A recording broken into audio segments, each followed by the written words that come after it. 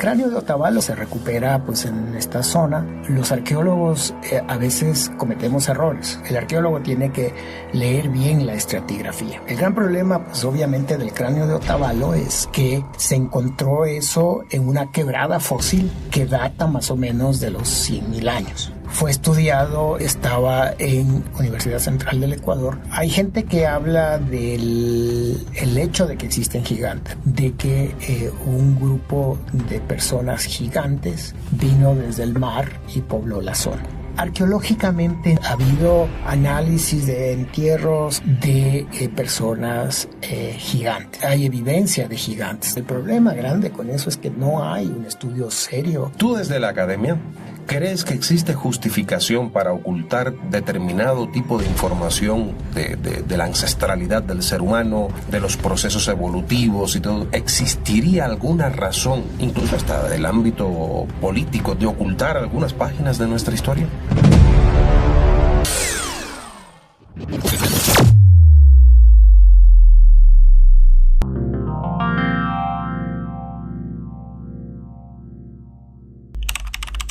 Este video llega a ti gracias al Centro Médico Ozono Rey, expertos en traumatología, ortopedia y ozonoterapia, a la vanguardia del conocimiento, la profesionalidad y la tecnología, y apoyando a la preservación y potenciación de la cultura y la ciencia en Ecuador. Recupera tu bienestar, tu movilidad y tu calidad de vida con tecnología médica avanzada. Ozono Rey te ofrece tratamientos modernos, seguros y mínimamente invasivos para sanar desde la raíz. Ozonoterapia, plasma rico en plaquetas ozonizado ecoguiado, consulta de ortopedia y traumatología para niños y adultos, ecografía músculo-esquelética, prolozón a base de colágeno guna, más ozono, y medicina bioregenerativa. Pero hay más. El Dr. Reinaldo Torres, especialista en ortopedia y traumatología y experto en ozonoterapia, te atiende también a domicilio en Quito y sus alrededores. El Centro Médico Ozono Rey está ubicado en el edificio Francisco de Orellana, oficina 803, en la avenida Francisco de Orellana y avenida 10 de agosto, en Quito, Ecuador. Agenda tu cita ahora al 0969028922. Gracias al Centro Médico Ozono Rey. Vive feliz. Qué gusto me da saludarte, recibirte en este estudio. ¿Cómo estás, hermano? Bueno, muchas gracias. Yo pues feliz de acompañarte de nuevo en este espacio tan interesante y que de alguna manera lleva al público a reflexionar y además permite también a los científicos, a los académicos, poder compartir en un espacio no tan académico y que se pueda pues de alguna manera llevar el conocimiento hacia la población que ve espacios como estos, ¿no? Entonces muchas gracias por la invitación y feliz de estar acá. Vamos a hablar aquí de un supuesto descubrimiento ocurrido en Ecuador de un cráneo de 100.000 años, por ahí tengo entendido, ahora Florencio nos sacará de dudas, de un cráneo de 100.000 años. 100.000 años. ¿No son unos 20.000, 15.000 que llegamos a América? Vamos a ver qué pasa, pero también vamos a hablar de gigantes. ¿Y quién mejor que un arqueólogo para hablarnos de este tema? Gigantes en Ecuador, gigantes en México, gigantes en Europa, gigantes en montones de sitios. ¿Pero son reales?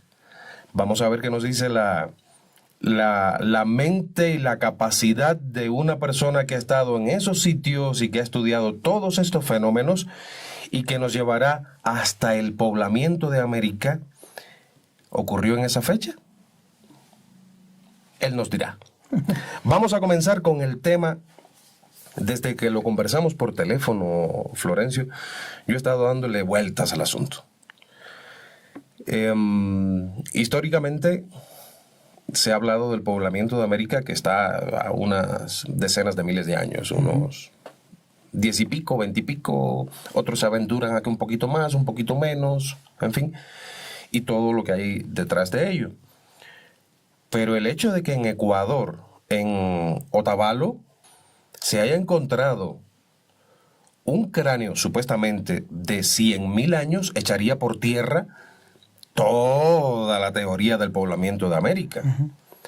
¿Cómo es esta historia de este cráneo? Porque ni siquiera yo la sabía. Yo sabía de un cráneo en Punín, de otro que me...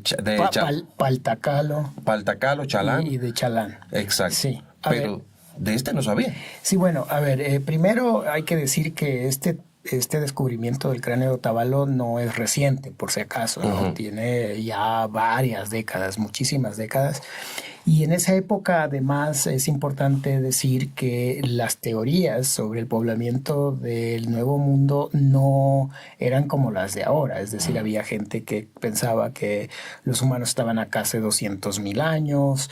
De hecho, había un antropólogo argentino, Florentino Ameghino, que él aparentemente había descubierto a un fósil del género Homo, el Homo pampiensis, creo que se llamaba. Entonces, en esa época, fechas de 100,000 no era que les parecía tan raro como sería ahora, ¿no? Entonces, eso es importante que la población se dé cuenta de que sí, estos estaban dentro del rango en esa época. Se hablaba del Agua Santa, había toda esta historia de si venimos de Australia, si venimos de la India, del Asia, etcétera, ¿no? Entonces ahí tenías teorías como las de Rivet y otras teorías grandes sobre cómo llegaron acá. Entonces, el cráneo de Otavalo básicamente sí es un cráneo que se recupera pues en esta zona. Y el problema grande con esto es que hay, digamos, los arqueólogos a veces cometemos errores, como los paleontólogos también. Como todos. Y es importante en la arqueología para medir tiempo la estratigrafía. ¿Qué significa eso? Que cuando tú caminas por una vía recién hecha, tú vas a ver que hay diferentes capas con diferentes colores que tiene que ver con el proceso de formación de la Tierra. Eso se llama los estratos.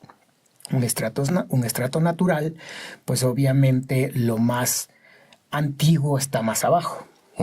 En el cultural también a veces sí, puede que sí, puede que no. Un poste que es reciente puede estar bien abajo, pero el arqueólogo tiene que leer bien la estratigrafía.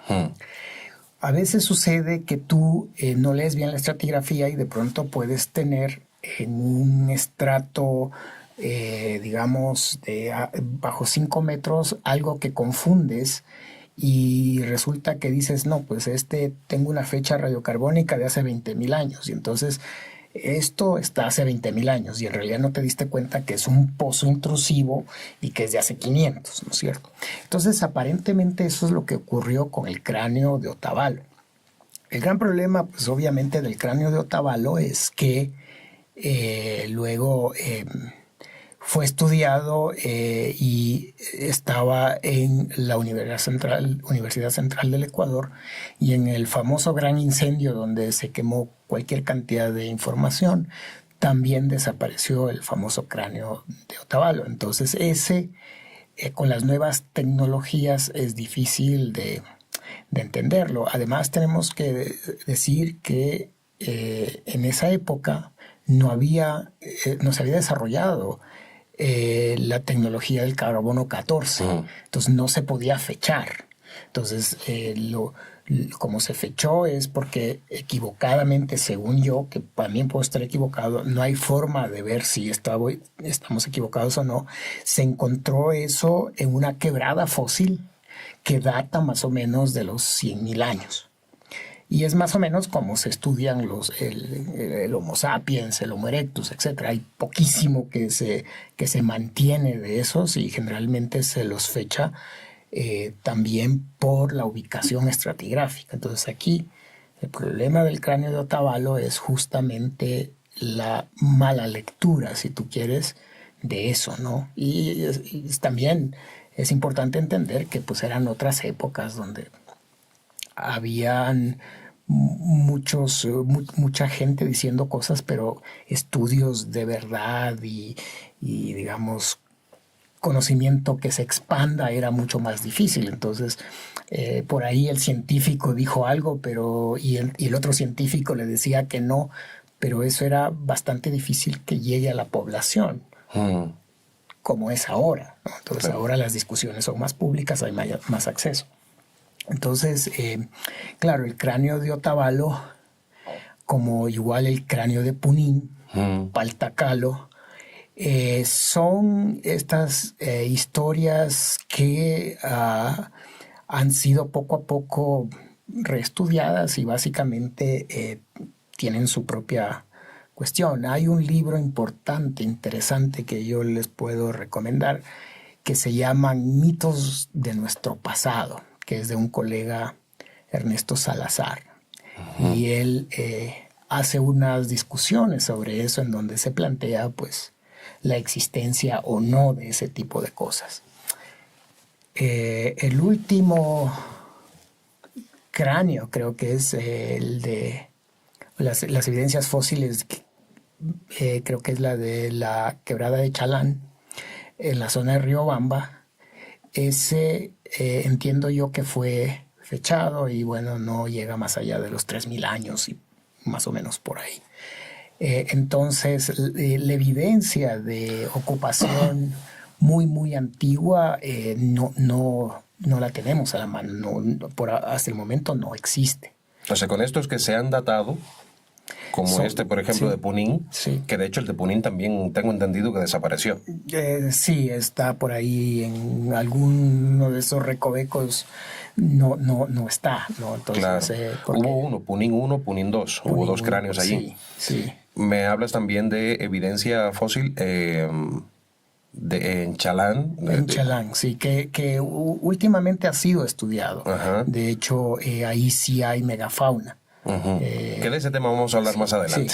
Sí, pero básicamente todas estas ideas de los humanos súper antiguos, luego que vino el carbono 14, por ejemplo, que te permite fechar, no han pasado, digamos, ese escrutinio. Entonces, hablar de humanos de hace 50, 60, 70 mil años en el Ecuador, al menos en la arqueología académica en donde estamos, ya no se acepta. Ahora, claro, puede ser que mañana descubramos que todos estamos equivocados. Claro.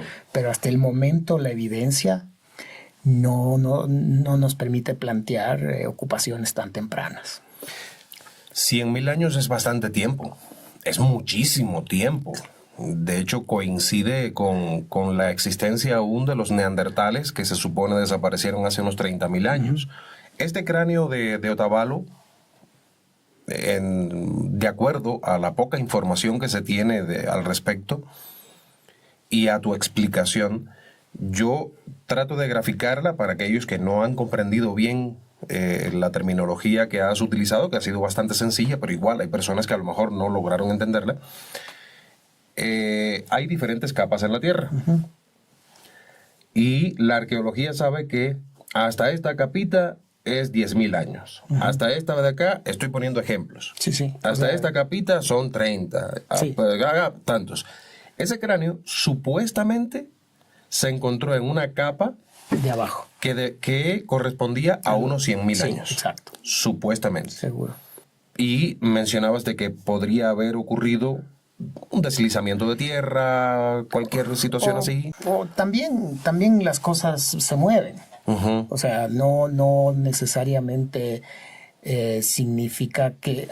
Y una cosa importante, la capa de los 100.000, si tú quieres, es una capa natural o digamos más geológica y paleontológica. No es una capa cultural. O sea, nosotros podemos ver capas culturales y eso es también la diferencia, ¿no? Cuando a mí me dicen tú estudias dinosaurios, le digo no, yo soy arqueólogo. ¿Y cuál es la diferencia? Que nosotros estudiamos desde que los humanos están. Entonces las capas que se producen son capas culturales. Uno puede ver suelos negros de agricultura, huecos de poste, de lo que cavaron, etc. Es decir, para un geólogo la estratigrafía arqueológica es un desastre. Claro. Pero para el arqueólogo, en cambio, es como es el rompecabezas que armamos. Entonces, lo que les quería decir igual es que no es que porque hay un pedazo de una capa más abajo necesariamente es más temprana. Podría ser que no. Hay gente que me dice, pero a 5 metros, ¿qué tipo de asentamiento puedes encontrar? Bueno, depende. Si había bastante actividad humana y se desarrolló bastante suelo, puede ser que desde hace 500 o puede ser que desde hace 5000. Como nosotros estudiamos las capas, pues obviamente tenemos que tener una estratigrafía, digamos, ya conocemos la estratigrafía de por allá y ya sabemos por interpolación, o si no, tenemos fechas radiocarbónicas que sacamos carbón de cada lado y decimos, este nivel es de hace 5000, este es de hace 3000, este es de hace 7000. El asunto con el cráneo es que estaba en un depósito fósil abajo. Y ese es el problema que pasa en la mayoría de los problemas arqueológicos. Eso, sí, te adelanto, en el asunto del poblamiento del Nuevo Mundo, la gran cantidad de controversias tienen que ver justamente de este objeto cayó o estaba acá. Y entonces ese es uno de los problemas del cráneo, es decir, no... Y por otro lado, tampoco es que había un registro gráfico que sustente eso, es decir, la gente dijo de aquí lo encontramos y listo. Otra cosa, bueno, ahora tenemos toda la tecnología, tienes videos, tienes fotografías, tienes una serie de cosas en donde el arqueólogo está defendiendo, digamos, el dato. Y dice, no, esto vino de acá, entonces uno tiene que mostrarlo y demostrarlo. En esa época pues obviamente era más efímero y por otro lado es que no solo se quemó el cráneo, se quemaron todos los registros que hubieran permitido reconstruir y ver si cometieron un error, si la estratigrafía estaba mal leída o ese tipo de cosas. O sea que eso quiere decir incluso que toda la cadena de custodia desapareció. Por supuesto, desapareció el hecho, entonces ya no hay nada. Imagínate. ¿Y ese incendio fue en el mismo que se quemaron los cráneos de Cochasquí? Exacto. Es el mismo incendio de la Universidad Central, que no recuerdo, creo que es 50, 60, 40, claro, en algún lado, en donde se quemó gran parte de pues, la evidencia local, ¿no? Importante. Qué pena. Sí, y eso pues obviamente llama a la reflexión un poco, ¿no? De cómo hay que cuidar la evidencia. Igual ahora hay que mirar cómo esa evidencia está cuidada, porque mañana pueden haber una cantidad de preguntas que no las estamos resolviendo. ¿Y cuántas cosas que hoy nos están rompiendo la cabeza pudieron haberse quemado en esos famosos incendios? De la Universidad Central, la Biblioteca de Alejandría, los no sé cuántos sitios. En Guayaquil se quemó el museo bueno, no era Museo de Oro, pero el Museo de la Casa de la Cultura, donde gran parte de piezas de oro aparentemente se fundieron, desaparecieron. Bueno, ahí. ¿Cuánto se ha perdido? Y mira, solo para conectar esto con la realidad actual, ¿no? O sea, todo el mundo está preocupado obviamente que es necesario preocuparse de las refinerías que se queman en el bombardeo en Irak y en Jerusalén, pero solo imagínate lo que debe estar pasando con esa evidencia de la Mesopotamia, ¿no?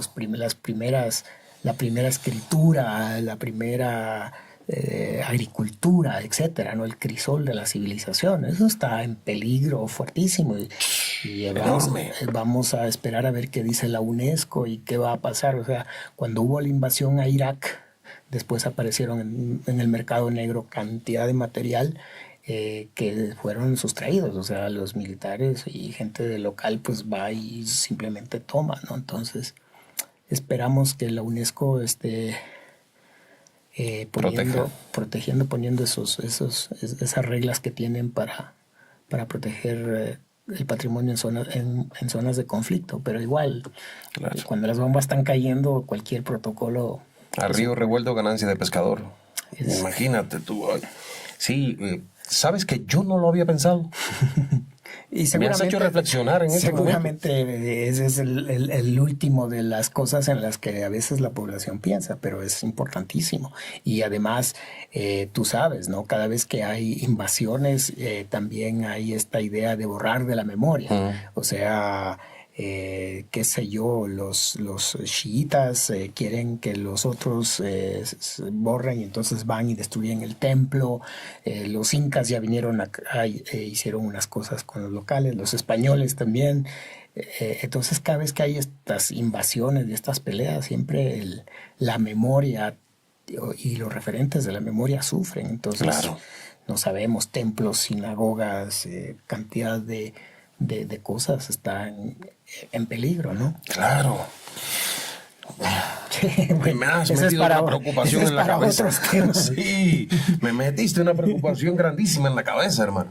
Imagínate Mesopotamia, el imperio persa, todo lo que queda allí de los sumerios, Vámonos al tema, vámonos al tema, porque eso sí tiene para horas y horas. Sí. Hemos hablado ya del cráneo de Otavalo, que estoy seguro que fue lo que atrajo a mucha gente a ingresar a este podcast, pero vamos a hablar todavía de temas mucho más interesantes aún. Y ya, desde tu conocimiento científico, ¿no consideras que ese cráneo haya tenido 100,000 años, como se dice?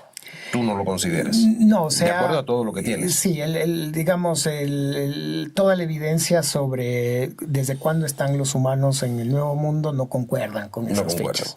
Entonces, nosotros como académicos, básicamente lo que vemos es la evidencia y llegamos a una más probable explicación. Y dentro de la explicación probable actual, esos datos simplemente están fuera de ser ciertos, ¿no? Entonces, por eso nosotros ya lo damos por descontado. No quiere decir que mañana no estemos equivocados también. Claro, imagínate tú que mañana de pronto aparezcan evidencias de que la vida realmente surgió en América. ¿Sabes cuántos espectadores que están ahorita mismo viéndonos van a decir, sí, eso puede ocurrir? Pero es que lamentablemente, amigos, a ver, como han visto a Florencio también, él es muy abierto en este sentido. Fíjense cómo lo ha dicho, y es un académico. Puede que mañana las cosas cambien. Nadie sabe. Pero lo que pasa es que la ciencia se basa en evidencias. Si no existen evidencias, la ciencia llegó hasta ahí. Exacto. Es lo mismo que pasa con la existencia o no de Dios. La ciencia no prueba que existe ni que no existe. No puede.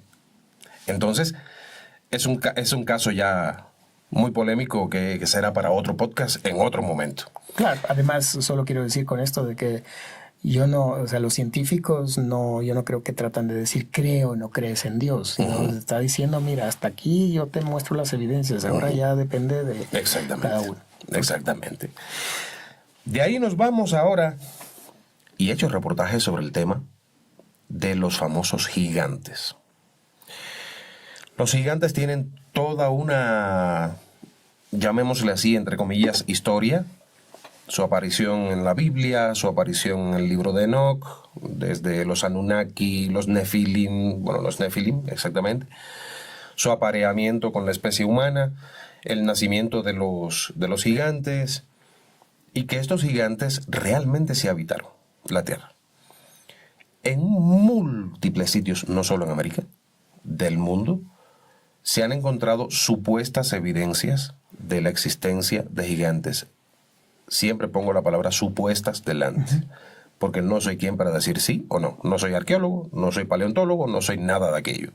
Es Ecuador, con tanto material que existe en internet sobre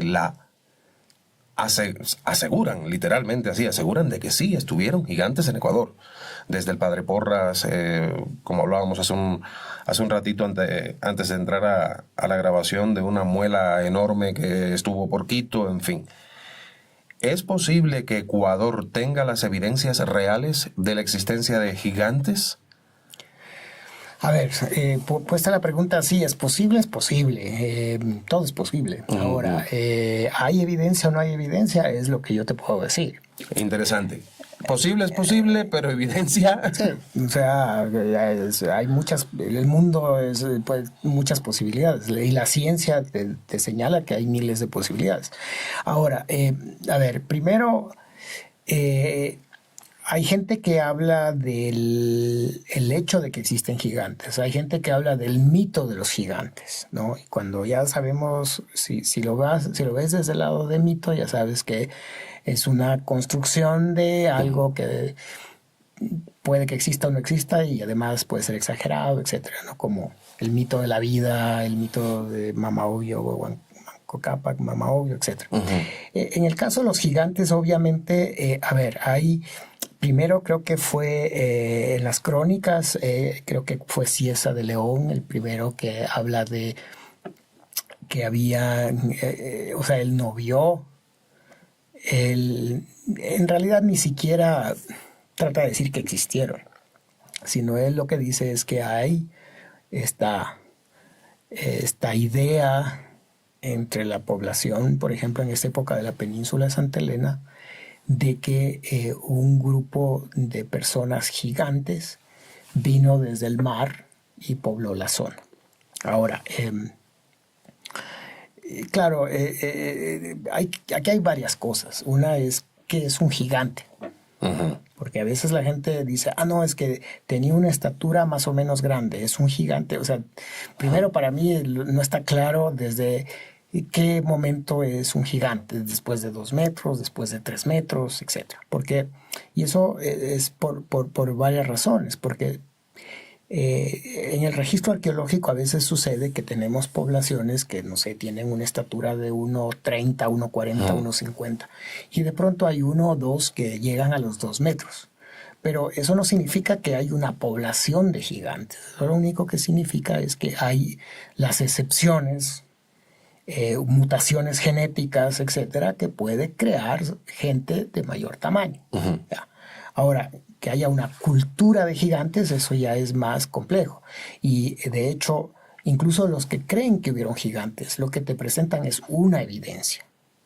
Entonces, de ahí, primero es que no se habla, o yo no lo veo como una sociedad de gigantes, sino más bien alguna persona grande dentro de esta población, en cuyo caso estaríamos hablando más de mutaciones, ¿no es cierto? Mutaciones genéticas, que eso hay en todo lado. O sea, claro. de los jugadores del NBA, para nosotros, para mí, 2 metros y tanto son gigantes, claro. Simplemente. Pero seguramente para los otros jugadores del NBA son personas casi normales. Entonces también eso es un asunto medio relativo. Arqueológicamente no hay evidencias de personas gigantes. Ha habido análisis de entierros que son un poquito más grandes del promedio, pero de nuevo, no tenemos como una población que diga esta población todos son grandes, sino por ahí 1 o 2. Entonces eso también es importante entender. Ahora, hay esta idea de que hay evidencia de gigantes. Entonces cada vez alguien dice, no, es que yo encontré un radio, un número, etc. El problema grande con eso es que no hay un estudio serio que te diga primero que se trata de un homo, ¿no es cierto? Porque a veces la gente puede encontrar huesos antiguos también de la megafauna, por ejemplo. Entonces se requiere de estudios serios, académicos, que prueben o desprueben. Y una cosa les puedo decir, si hubiera un arqueólogo, un antropólogo físico que tuviera evidencias con huesos más grandes, etcétera, seguro eso ya estuviera analizado y publicado, porque sería como una noticia mundial y ese científico tendría renombre y estarían en las revistas más importantes de la Academia Científica Mundial. Entonces, no es posible que habiendo eso y habiendo sido estudiado no esté. Ujú. Entonces eso ya te va dando una clave de que muchas de esas historias pues o no las han buscado no sé, el sustento científico o simplemente no existen. Mm. Yo hace un tiempo vi un documental, de hecho hasta a mí me llamaron y me preguntaron, un documental sobre los gigantes acá, pero al final del día son estos videos que un poco Especulan. mezclan mitos, realidades, entrevistan a gente y claro, uno a veces hasta cae convencido. Yo tengo estudiantes, hay un estudiante que, no uno, varios en los años que llevo trabajando que me mandan fotos de un famoso museo en Suiza Ujú. Un parque temático. que tiene el cráneo del gigante. Incluso aparecen en fotos en internet, busquen. Sí, sí, sí. Aparece un supuesto gigante, pero es plástico. Es una recreación de lo que se supone que fue un gigante. Exacto. Entonces, y claro, la gente pues lo usa, es igual, ¿no? Hay una cantidad de... La arqueología, el pasado es uno de los, digamos, de los espacios, de los caldos de cultivo donde mayor especulación hay y donde mayor pseudociencia hay y donde más vende lo amarillo. Había hace tiempos, por ejemplo, unas momias de Nazca y que tenían la forma de extraterrestres. Entonces eso se dio la vuelta al mundo y claro, después tuvieron que, le investigaron porque habían hasta arqueólogos metidos ahí y en realidad llegaron a darse cuenta de que había sido, que lo habían como rehecho con yeso, etcétera, ¿no? Entonces eso fue un escándalo mundial porque sí, la gente quiere vender cosas que la gente, que la otra gente quiere comprar. Entonces, de nuevo, soy portador, al menos desde mi perspectiva, de malas noticias para aquellos que creen en los gigantes. Yo no creo que existieron gigantes humanos. Ahora, mucha gente dice no, pero es que seguramente se estaban refiriendo esta leyenda a la megafauna. Y entonces eso lo que probaría es que los humanos y la megafauna convivieron. Podría ser que ese es un mito que pasa de generación en generación y en algún momento esos mastodontes, bisontes, etcétera, son los gigantes. Una cosa también es importante aquí aclarar y es que mientras nosotros como personas del mundo occidental creemos que los animales y los humanos son dos cosas diferentes, la mayoría de sociedades no occidentales, todavía en la Amazonía funciona, y es la idea de que los humanos y los no humanos son una misma cosa y pueden ir y venir, es decir, nosotros podemos irnos transformando de humano a no humano.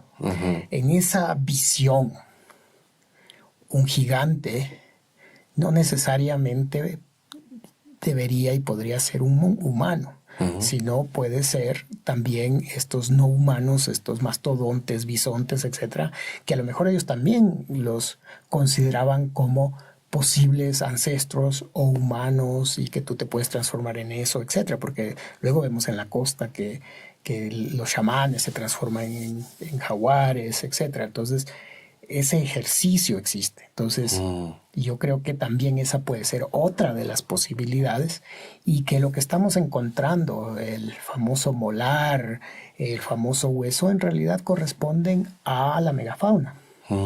Y que cuando hablamos de los humanos, perdón, de los gigantes, no estamos hablando de nuevo, de humanos en el sentido occidental de lo que consideramos, ¿no? Sí, como se dice en muchos sitios de internet que medían 7 metros, en fin. Sí, como un megaterio, un mastodonte, un bisonte. Claro. Ahora, quiero hacerte dos preguntas que a mí en lo personal siempre me ha gustado consultarla con especialistas en este caso. A nuestro amigo Teo también le he fustigado en ocasiones con esas preguntas, ¿no? ¿Sabes que existe un gran por ciento de la población que es antiacadémica? Que plantean que la academia oculta mucha información, de que existe mucha información oculta porque se le oculta la verdad a la sociedad. Y todo esto genera una serie de teorías conspirativas, y esas teorías conspirativas generan además una cantidad de contenido en redes sociales que eso es fenomenal. Es increíblemente grande. Yo no soy quien para decir ocultan la verdad o no la ocultan, porque si ocultan la verdad, ¿cómo voy a saber si la ocultan o no? Porque la ocultaron. Claro. Está oculta. ¿Cómo voy a hablar yo de una cosa que yo sé que o que supuestamente existe y que la tienen oculta? Entonces, tú desde la academia, ¿crees que existe justificación para ocultar determinado tipo de información, por ejemplo, de esta misma, de la ancestralidad del ser humano, de los procesos evolutivos y todo? ¿Existiría alguna razón, incluso hasta del ámbito político, de ocultar algunas páginas de nuestra historia? A ver, yo lo que creo es que, a ver, la historia puede ser ocultada no por la academia. Puede ser ocultada por la política, puede ser ocultada por las masas, puede ser manipulada. De hecho, los estados, los caciques, los monarcas, todos ellos han manipulado la historia, claro, ¿no? Ocultando algunas cosas. Eso puede pasar. Ahora, la academia no tiene por qué hacerlo. De hecho, la academia vive de llevar el conocimiento más allá. A mí me dicen en la universidad, verás, tú tienes que hacer investigación y tienes que buscar cosas, encontrar cosas, publicar esas cosas, que la gente lea lo que tú has encontrado, que te citen y que te reconozcan, y entonces así reconocen a la universidad, ¿no es cierto? Si no, ¿cómo? O sea, si yo escribo un artículo, escribo un libro, escribo una cantidad de cosas, eso hace que yo crezca como investigador. O sea, que es un ámbito competitivo. Exacto. Y entonces, en ese sentido, no tiene ningún sentido, de nuevo, que yo vaya a buscar información y me la guarde. ¿Para qué? O sea, es terrible pensar que hay un médico que encontró la cura para la diabetes y se la guarde. ¿No es cierto? O sea, cuando esa ciencia está funcionando para tener resultados y mejorar la vida. Entonces hay gente que dice, a ver, pusimos a todos esta gente a hacer la vacuna del COVID. Entonces fue trabajo 22/8, 24 horas para salvar vidas. Entonces la ciencia está hecha para mejorar las condiciones de vida de la gente. Bueno, a veces hay cosas que es como se usa, claro, ¿no? Entonces, yo recuerdo hace años hablaban del genoma humano. Y entonces la gente decía, no, es que no hay que hacer eso porque entonces van a manipular el genoma y van a salir superhéroes y los otros pobrecitos y todo. Y entonces, claro, ahí no estaban en contra del conocimiento. Estaban en contra de cómo se va a usar el conocimiento. La energía nuclear es una de las mejores cosas que le ha pasado al mundo, pero al mismo tiempo unos que piensan, no sé si malos, piensan diferente, tomaron esa información para hacer bombas nucleares. Entonces, no seguimos conociendo la energía nuclear porque alguien va a hacer bombas. En realidad no estamos en contra del conocimiento, sino de la gente que lo usa mal. Claro. En la academia nosotros pensamos que el conocimiento obviamente es para mejorar la vida. Claro, el soldado cree que ahora, como tiene el supersónico, entonces ya no se va a morir y va a poder defenderlo mejor. Entonces, en su mundo, la ciencia también le está ayudando, ¿cierto? El problema aquí es que tenemos como varias versiones. Ahora, yo creo que esta idea de que los científicos descubren cosas y se lo guardan siempre va a existir, ¿no? Y también es apoyado por otros grupos que en realidad saben que no es verdad, pero también quieren manipular, porque al final del día también es un negocio, como tú decías. Todas las teorías conspirativas, toda esta cuestión de que sí, que en Roswell tenemos al no sé cuánto, de que hay formas de vida y no las queremos decir, eso produce una gran industria, vende mucho.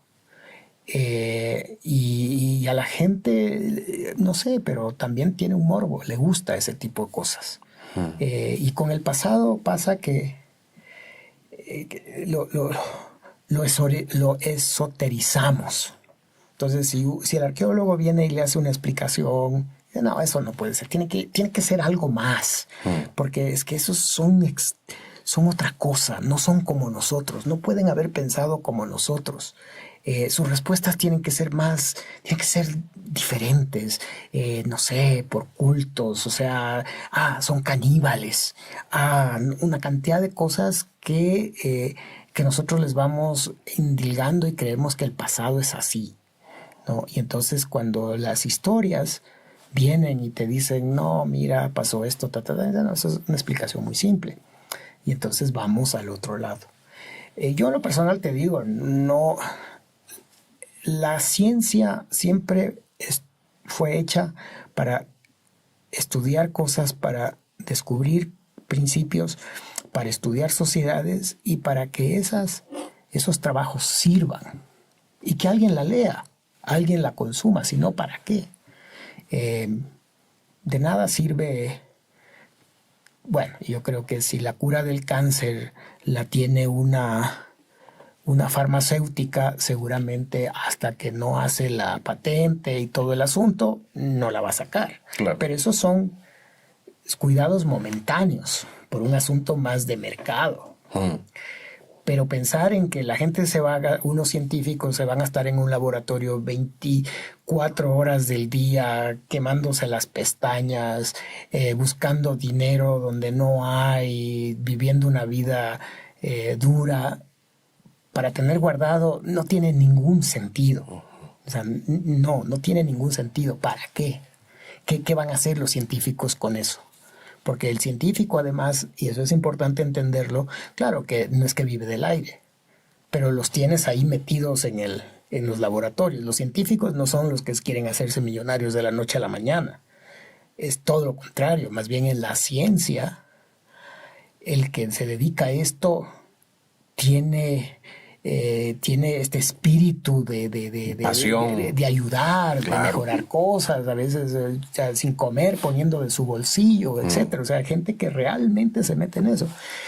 Entonces, no, para mí, esos de los secretos guardados, al menos de la academia, no, de la ciencia, no. Ahora, cómo los humanos hagan es diferente. Ahora, lo bueno es que tenemos espacios como estos, tenemos el internet, entonces, y es mucho más difícil que la información sea retenida por alguna gente. Antes, información era poder. Claro. Ahora ya no, porque ya casi todo el mundo lo tiene. Ahora el poder son otras cosas. Y entonces, en ese sentido, yo no veo, o sea, mira, inteligencia artificial. Ya todo el mundo que quiere lo puede hacer. Entonces es un avance. Si hubieran querido, si los científicos se guardaran, dijeran, no, pues chuta, con esto vamos a dominar el mundo. Y nos vamos a quedar nosotros nomás.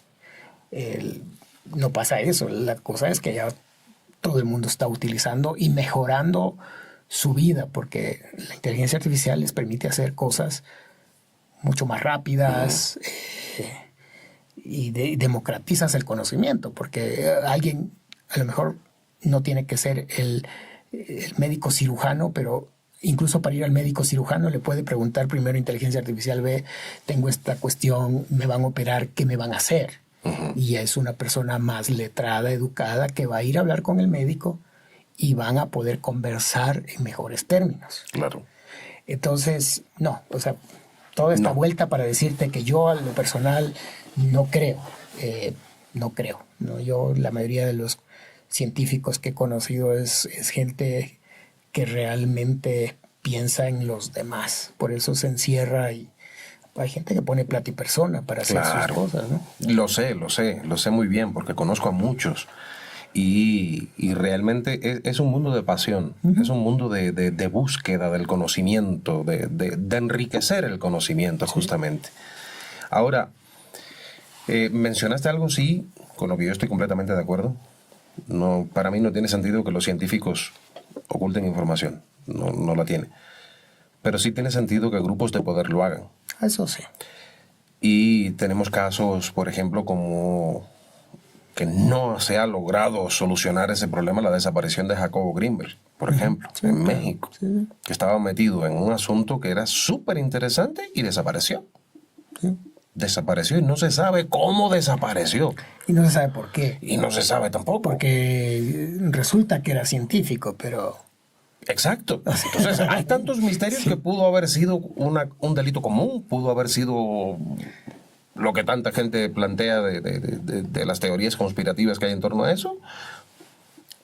El hecho es que justo que haya desaparecido y que no se sepa cómo ocurrió, no nos permite decir fue por esto y fue por aquello y fue por aquello. Pero y No además podemos. es uno. Exacto.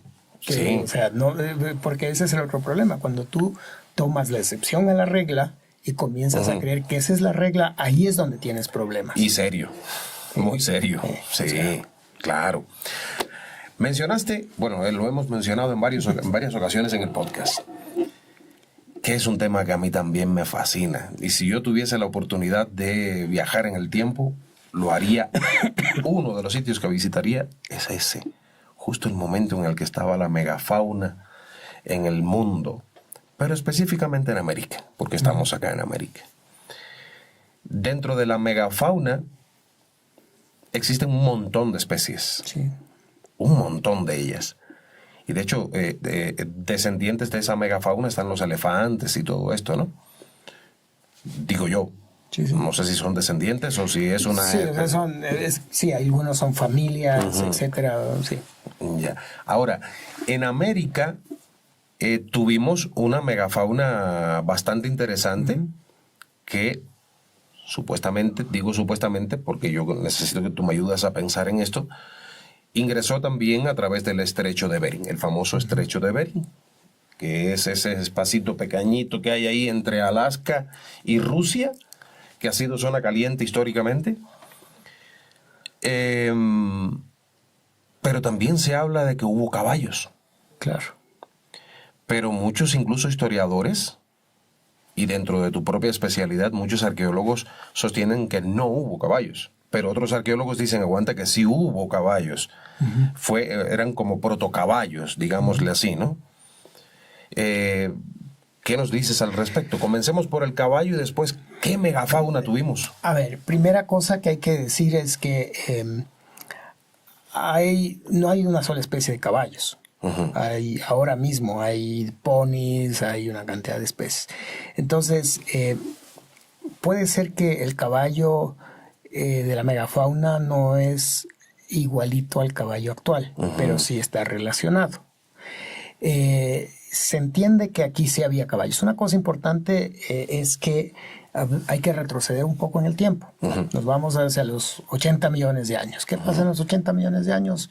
La Pangea termina su trabajo. ¿Y qué es la Pangea? Es básicamente el hecho de que en algún momento de la historia toda la masa terrestre estaba en un solo espacio junta y el océano otra. Y la Pangea básicamente lo que significa es que este plato se va dividiendo. Una cosa importante que hay que decir es que el planeta es como, no sé, como una pelota de trapo mal cocida. Y debajo de incluso del fondo marino hay estos pliegues conocidos como placas. Y esas se van moviendo. Y la Pangea también es parte de este movimiento. Hace 80.000 años más o menos. Millones. 80 millones, perdón. Ya está el mundo más o menos como lo conocemos actualmente. Ya las Américas se dividen del otro lado del continente, África se divide, etc. Y entonces, en ese momento, tenemos la combinación de este famoso proceso de especiación, si tú quieres, en donde hay especies del Nuevo Mundo y especies del Viejo Mundo. Los camélidos, por ejemplo. Los camélidos de las Américas son relacionados con los camélidos del Viejo Mundo. Discúlpeme que te interrumpa ahí, porque esta pregunta, si no te la hago, me matan. Hace 80 millones de años. Sí. Sabemos que los dinosaurios desaparecieron hace unos 65 millones de años, aproximadamente. Un poco más. Un poco más. O sea que ya hace 80 millones de años, cuando esta Tierra comenzó a separarse en la denominada Pangea, se separaron animales que existían aquí y, digamos, hubo una división familiar, unos se quedaron allá y otros se quedaron acá. Sí, precisamente por eso la evolución, y precisamente por eso estamos discutiendo en este momento cuando llegan los primeros humanos a las Américas. Uh-huh. Porque la evolución se da de una de la línea de los monos, de los famosos antropoidea, que son los monos del Viejo Mundo. Uh-huh. Entonces tú ves al chimpancé, al gorila, babún, etcétera, los que primates. son muy parecidos a los humanos, mientras que los monos del Nuevo Mundo son mucho más pequeños, mucho más uh-huh. móviles, etcétera, etcétera, ¿no? Entonces, por eso hay los monos del Viejo Mundo y los monos del Nuevo Mundo. Y uh-huh. entonces, evolutivamente, ¿por qué no hubo en las Américas? Precisamente por el proceso de la Pangea, ¿cierto? Entonces, un grupo se queda allá y otro grupo se viene acá. Entonces, una cosa importante. Es posible que algunas especies, como los mismos caballos, los ecus, hace 80 millones de años, hayan unas especies acá que se desarrollan localmente y hay otras especies allá que se desarrollan localmente. El problema nuestro es que como fuimos conquistados por los españoles y trajeron animales domesticados de Europa, se nos hizo creer que esos solo habían en Europa. Es muy posible que aquí habían otras especies no domesticadas. Entonces, según los paleontólogos, aquí había un caballo. Ya ni me acuerdo, pero es un ecus. No me acuerdo el nombre tampoco. Un ecus local. Y que ha sido encontrado. Y interesantemente, ese caballo en realidad ni siquiera es más grande. Sino alguna gente dice que era hasta un poco más pequeño que el caballo que viene de Europa. Uh-huh. Entonces, aquí sí habían caballos. Uh-huh. Ahora, que sean del mismo tipo, eso es otra cosa. Uh-huh. Entonces, cuando la gente habla de habían caballos aquí, también tienen que entender que la pregunta es más compleja. ¿Qué tipo de caballos? Claro. ¿No es cierto? Son los caballos arábigos, los que vienen que fueron domesticados allá. Acá aparentemente no se domesticaron los caballos. Entonces,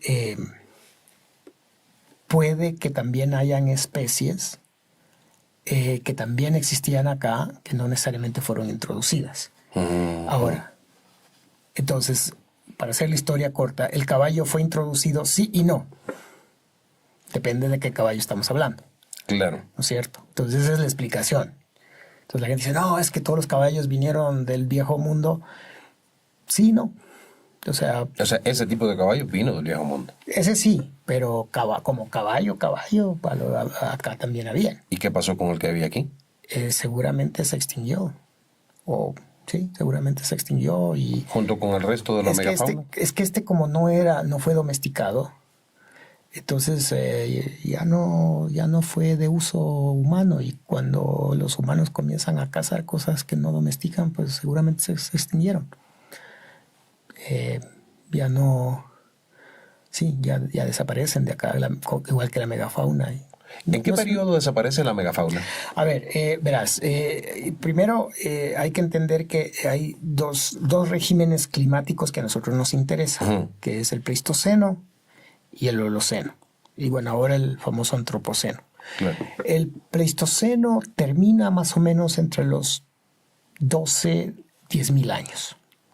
Ojo, no es que un día desaparece y ya, sino uh-huh. son años. Entonces, pero digamos que hasta los 10.000 ya el clima cambió. Que es el fin de la última glaciación. Exacto. La última glaciación, se estabiliza el clima y cambia pues la cubierta vegetal, cambia, y entonces los animales, muchos desaparecen, otros aparecen, y algunos se mantienen, pero tienen grandes cambios en el tamaño, etcétera. Entonces, qué sé yo, la megallama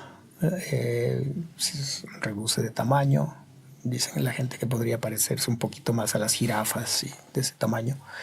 Porque hubo una megallama también. Claro, claro. Sí, los auquénidos, el mega, qué sé yo, el milodonte, el mastodonte, el mamut. Sí, todos esos, y también los tipos roedores, ¿no? Como perezoso gigante, todo perezoso. eso. El milodonte creo que es ¿cómo se llama? Todavía hay por aquí el pequeño, pero y el perezoso. La capibara. El perezoso, que es ¿cómo se llama? Ya hasta me olvido los nombres, pero tiene que ver con los terians, el megaterio. Megaterio. Que lo que significa es un terio grande, ¿no? Entonces, claro, que eran terrestres. Claro, frugívoros en la mayor. Entonces, sí, y el de aquí creo que el más grande era el mastodonte, ¿no? Entonces hay la paleollama, la megafauna.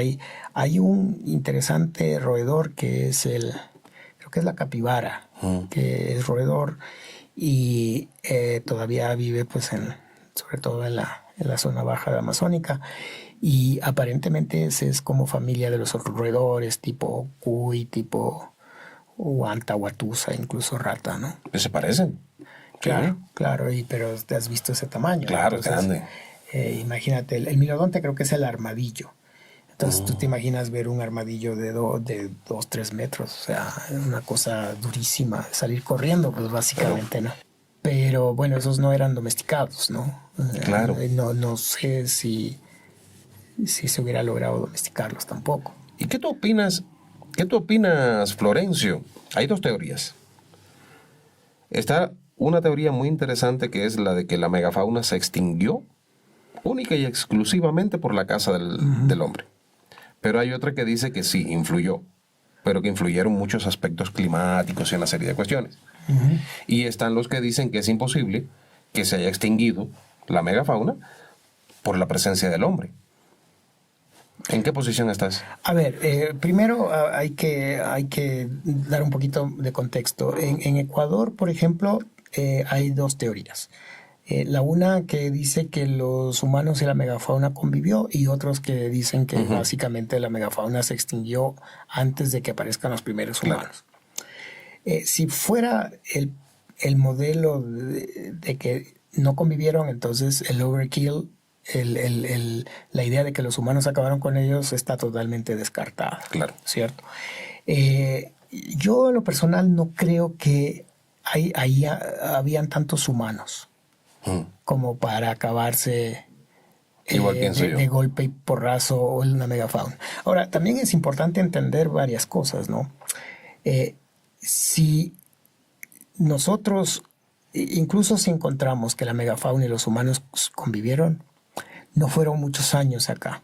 Estamos hablando de 2, 4, máximo 5, y eso ya podemos conversar después, pero no hubo tanto tiempo tampoco como para que los humanos tengan una incidencia en la caza de la megafauna.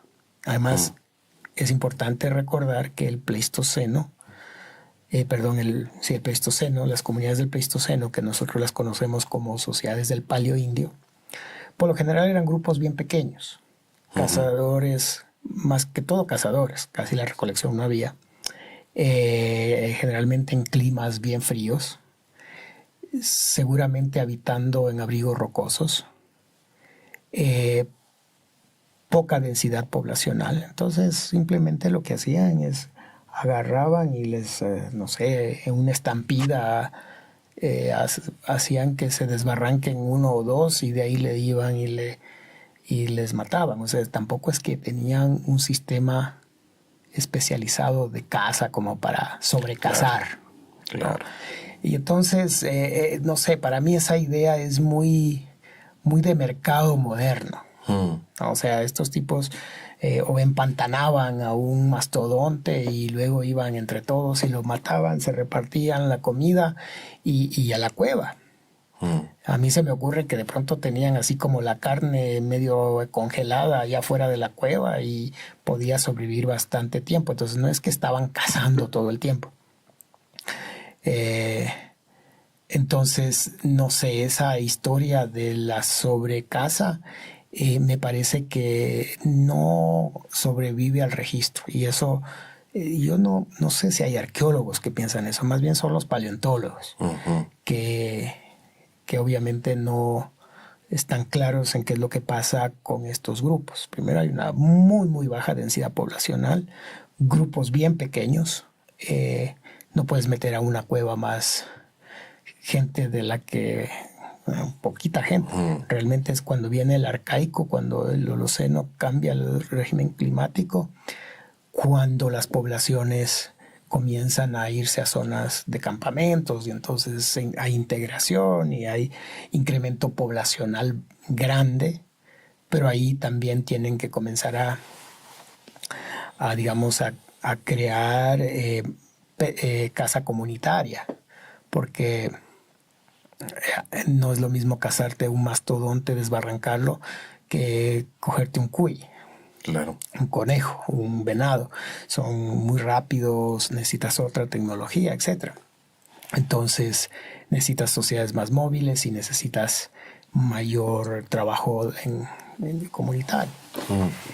Entonces, no sé, esa teoría de la sobrepoblación no me convence. Yo no creo que eso funcione. Ahora, obviamente hay cambio climático y no es solo, o sea, la gente dice, no, pero es que cambia el clima. No es solo el clima. El clima incide directamente en la cobertura vegetal. Entonces, esos megafauna que estaban acostumbrados a cierto tipo de alimentación, a lo mejor cambia esa alimentación y ya no logran obtener ese tipo de cosas. Y claro, el calentamiento, o sea, imagínate, los dinosaurios desaparecieron por unos cuantos grados que subió la temperatura. Entonces, una subida repentina de temperatura sí logra afectar. Ahora, es interesante porque algunos animales logran, y sobre todo yo creo que son los más pequeños, logran evolucionar, logran reducir de tamaño, etcétera, y sobrevivir. Pero algunos ya mucho más grandes es más difícil. Entonces, yo creo que es una cantidad de factores que hacen que la megafauna desaparezca, pero sí, yo creo que el tema de cambio ambiental es importante. Habría que ver qué pasa en esa época también con los volcanes, con la caída de ceniza. Incluso se habla también del Dryas reciente, claro, que es una teoría existente que ocasionó serios problemas ambientales a nivel global. Claro, pero estamos hablando de ya en la época del Holoceno, ¿no es cierto? ¿El Dryas reciente? Sí. Y hay varios. Hay uno que es hace un tiempo el enfriamiento medieval que se llama. O sea, hay gente que está hablando de meganiños. Sí hay cambios climáticos importantes. Pero sí, la megafauna seguramente, o sea, la explicación más rápida es que es el cambio climático, pero seguramente, o sea, no es el cambio climático, sino son los efectos de. Claro. Junto con una cuestión volcánica. Yo creo que a ellos se les vino todas las plagas juntas, digamos. Y entonces sucumbieron. Algunos se transformaron y ahora tienes algunos animales más pequeños, ¿no? De la fauna holocénica. Pero sí, ese es un debate que todavía está. En Ecuador no sabemos. En Ecuador ni siquiera sabemos, no estamos seguros si los primeros habitantes convivieron o no con la megafauna. Hay unos italianos que dicen que la megafauna no se acabó en los 10.000 acá, sino que encontraron refugios y pudieron vivir hasta los 5.000. Y si eso pasó, pues entonces hay una relación seguramente con los humanos. Pero esas son como teorías que recién se necesitan ir como al campo a ponerlas a prueba, ¿no? Todavía son teorías marginales. O sea, sí, yo justo trabajo por Manabí, he encontrado ahí una cantidad de fósiles de pedazos de megafauna y cerca están los sitios arqueológicos. Entonces, claro, a medida que seguimos con el análisis, la idea es llegar a ver si la zona de la megafauna con los habitantes funciona. Claro. Ahora, el gran problema ahí es que hasta ahora la mayoría de las ocupaciones que tenemos no llegan a más de los 1500 antes de Cristo. Pero no pierdo las esperanzas de que a lo mejor por ahí hay un grupo cazador-recolectores más antiguo, etcétera. Entonces ahí comenzamos ya a tejer un poco los datos para ver si hay o no hay una relación. ¿Te imaginas que te encuentres un sitio arqueológico que supere en tiempo hacia atrás a Monteverde? Chus, no sé. ¿Pero por qué no? ¿Por qué no? Si existiera, claro. Claro, genial sería eso. Te quiero, a ver, para toda persona que en este momento discierna rápidamente, esto es sencillo. Tú estás hablando de una edad geológica del planeta de 80 millones de años, en fin, de edades sencillamente abismales. Desde la formación del universo, que tiene aparentemente 14.000 millones de años, hasta la formación de la Tierra, los procesos geológicos del planeta, hasta la llegada a la actualidad, estamos hablando de sencillamente miles de millones de años. Pero sabes que existen muchas personas que piensan que el ser humano, la vida en la Tierra, surgió hace 6.000 años. No lo digo yo lo he dicho en otros documentales que he hecho, pero ahora tengo un arqueólogo delante. ¿Qué argumentos tenemos para demostrar que la vida no surgió hace 6.000 años? A ver, bueno, yo creo que yo a veces doy un curso en la universidad que se llama Evolución Humana. Y entonces, alguna vez yo tenía un alumno que ya íbamos por la 5ª clase y me decía, pero es que, profe, yo no creo en la evolución. Entonces yo tuve que muy diplomáticamente decirle, mira, entonces este curso no es para ti. Porque si tú no crees en la evolución, no entiendo, o sea, no vas a aprender, porque todo te va a parecer mentira. Entonces yo te recomiendo pues que te vayas al curso de filosofía o donde buscan la verdad y todo eso. Esa anécdota te digo porque si tú realmente eres creacionista y no crees en la evolución, cualquier cosa que yo te diga no te va a convencer. Entonces lo que yo puedo decirles no es para los creacionistas. Y una cosa quiero decir es que en mi familia la mayoría son creacionistas. Yo soy como la oveja negra de la familia. Ahora, a ver, primero, es interesante que incluso la Nueva Biblia dice que el primer libro, que es el libro del origen, Génesis. el Génesis, es una metáfora. Ya aceptaron que es una metáfora y que los 7 días no son 7 días, sino que son miles de millones de años de creación. Entonces, cosa uno, y hay hasta una aceptación tácita de los que hasta hace poco pues no querían saber nada de esto, y obviamente si Loguera hubiera vivido en el tiempo de Darwin, seguramente lo hubieran quemado. Seguro.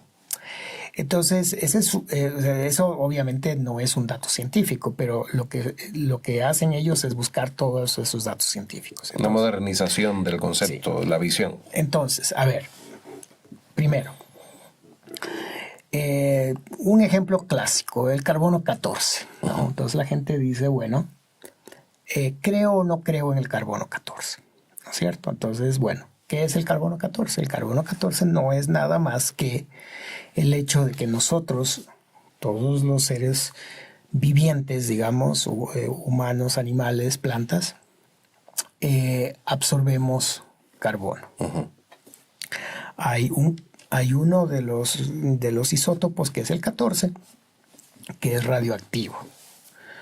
¿Qué significa eso? Que siempre busca un equilibrio entre la cantidad de isótopo, que digamos, dicho, es mucho más complejo, pero dicho así de simple, expele, y la cantidad de carbono que recoge. Cuando tú te mueres, ese equilibrio desaparece porque tú ya no estás recogiendo carbono. Y entonces va a llegar un momento en el que tienes carbón cero. Eso se llama la media vida. Eso es más o menos 5,000 y tantos años. ¿Ya? Entonces, lo que se hace es, se analiza el hueso o el pelo o lo que sea, y se mira la cantidad, digamos, esta relación entre del carbono 14, y se compara con esta media vida. Y entonces ahí tú tienes exactamente cuándo este objeto dejó de ser usado. Se murió, dejó de absorber carbono, si tú quieres. Claro. Entonces, ese es se ganaron el premio Nobel de Química por hacer esto, etc. Entonces, es un dato probado. Es difícil que eso no... o sea, si tú dices no creo en el carbono, bueno, entonces no crees en nada. Y si te enfermas, no tomes pastilla. Solo ponte a rezar, porque entonces te vas a salvar. Y entonces, cuando llega el carbono 14, nos comenzamos a dar cuenta que la Tierra tiene, o sea, hay fechas de 12, 15, 20 mil años. Luego tenemos otro tipo de análisis, potasio, argón, etcétera, que habla de 5,000, de 100,000, de 200,000. Luego comenzamos a ver procesos evolutivos, cuándo habrían cambiado esto, hacia dónde, etcétera. Vemos las capas geológicas, etcétera, y entonces comenzamos a reconstruir hacia atrás. Y lo que sabemos, la vida comienza mucho antes, creo que es 6,000 millones, otros dicen un poco más. Comienzan primero las bacterias, etcétera, etcétera, y nosotros como humanos pues aparecemos hace 5 millones de años con los primeros australopithecus. ¿Qué evidencias hay? Puedes mirar desde la perspectiva geológica, paleontológica, hay una cantidad de datos, de información, puedes saber cuándo hubieron erupciones, etcétera. Puedes ir al fondo marino, y comienzas entonces a desarrollar eso. Por ejemplo, suponte, me voy a la Cueva de los Tallos y tienes unas estalactitas. Las estalactitas son básicamente el resultado de como el carbono, como el magnesio del agua. Sí, se va formando y se forma, creo que, hay experimentos de esto, que se va formando, creo que 1 centímetro, me invento, cada 10 años. Tú tienes ahí unas que son carbonato de calcio. Tienes unas que son de 200, 300 metros. Entonces, esas tuvieron que haberse formado en cientos de millones de años. Entonces ahí tienes otro ejemplo de que la historia de la Tierra es una historia bien larga. Y luego pues tienes a los, en cambio, que estudian la cuestión, la astrofísica, y entonces pueden analizar un poco la historia con las explosiones y todo eso. Y claro, vivimos en un mundo infinito. Imagínense que hay planetas a 1000 años luz, lo que significa de que si yo mando un cohete a la velocidad de la luz, le va a tomar 1000 años. O sea, nosotros en realidad somos menos que un grano de arena en un supermar, ¿no? Y el planeta y todo eso es mucho más grande, incluso de que muchas mentes logremos comprender. Y entonces pensar que tiene 6,000 años no puede ser. Y incluso desde las oscilaciones del sol, desde el cambio de energía, etcétera, sabemos que los procesos de formación son mucho más grandes, no pueden haber pasado hace 6.000 años. Hace 6.000 años ya teníamos plantas domesticadas, ya estábamos viviendo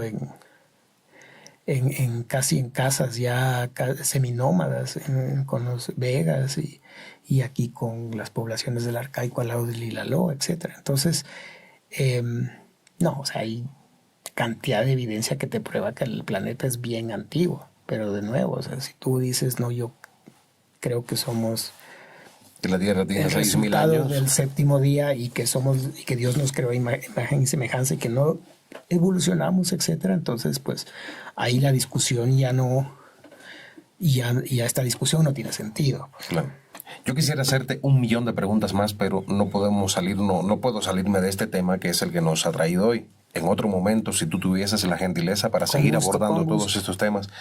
Este canal tiene el objetivo principal de llevarle conocimiento a la gente, que les haga reflexionar, incluso aquellos temas que pueden resultar álgidos o considerados especulativos, en fin. ¿Por qué? Porque es importante que todos conozcamos las diferentes aristas de los problemas, los diferentes puntos de vista. Pero en el caso tuyo estoy hablando directamente con la ciencia, estoy hablando con un arqueólogo, con un antropólogo que trabaja a nivel de evidencias y que, para dicha nuestra, tienes una mentalidad abierta. Te he estado observando todo el tiempo y tengo que reconocerlo. Me alegra mucho que sea así, porque hay muchos científicos que dicen esto es así porque es así y punto. Y si pasa tal cosa, no va a pasar porque es así y punto. Entonces, ya eso me parece una arrogancia intelectual. Creo que tu perspectiva de que hasta ahora la evidencia que hay es esta, es lo que hay, pero yo no sé qué pueda pasar mañana. Ya eso nos da un alivio muy grande. Tú seguramente has oído hablar o tal vez hayas estudiado o algo así, la hipótesis siluriana, la posible existencia de civilizaciones perdidas hace millones de años, miles de años atrás, y que debido justamente al lugar en el que se encuentran en la estratigrafía y a los procesos de desintegración de todo aquello, es imposible alcanzarlas. Por lo que nunca las vamos a ver. Esta hipótesis a mí en lo personal me revienta la cabeza. ¿Tú crees posible desde la arqueología que pudiese haber existido alguna otra civilización? A ver, nosotros llegamos hemos llegado a un nivel de civilización, si le podemos llamar así, en sentido general, o de desarrollo, vamos a llamarle mejor, de desarrollo tecnológico, que es el que tenemos. Y nuestra civilización tiene apenas unos, ¿qué será? Supongamos, si nos guiamos por la primera civilización que se supone de los sumerios y todo esto. 6.000, 8.000 años. 6.000, 8.000 años. ¿No pudo haber ocurrido esto ese mismo proceso hace miles de años atrás y repetirse otros miles de años atrás, desaparecer, reaparecer otra especie que llegara a tener una civilización tecnológica como la nuestra o diferente a la nuestra? Porque nosotros en la actualidad utilizamos como energía los combustibles fósiles. Estamos comenzando a utilizar las energías renovables como la del sol, el aire, el agua, todo esto, ¿no? Pero es el petróleo la principal fuente de energía. Ahora, si otras civilizaciones, en lugar de utilizar el petróleo, el combustible fósil que dejaría una marca clara geológicamente, utilizaban el agua, el aire, el sol, y desaparecieron sin rastro, que no podamos detectarles. A ver, primero, cuando nosotros hablamos de especie humana, hablamos de todo digamos, un proceso de clasificación, ¿no es cierto? Nosotros del Homo sapiens. Sí, somos los humanos, provenimos de los mamíferos. Los mamíferos aparecen hace tantos millones de años en el cuaternario. El terciario eran básicamente reptiles, ¿cierto? El terciario es donde aparecen y desaparecen también algunos reptiles. Y antes en el Cámbrico y Precámbrico, etcétera, habían otro tipo de vida, entre esos qué sé yo, las amebas y todo ese tipo de situaciones. Entonces, si nosotros lo explicamos desde una perspectiva biológica, de un evolucionismo biológico, cómo nos vamos formando, básicamente el primer humano aparece, qué sé yo, el del género Homo es el Homo erectus, más o menos hace 1.000.000 de años. Antes estaba el Australopithecus, que son prehumanos, pero ya son homínidos. Estaba el Gigantopithecus, en fin. Sí, entonces el hombre de Java.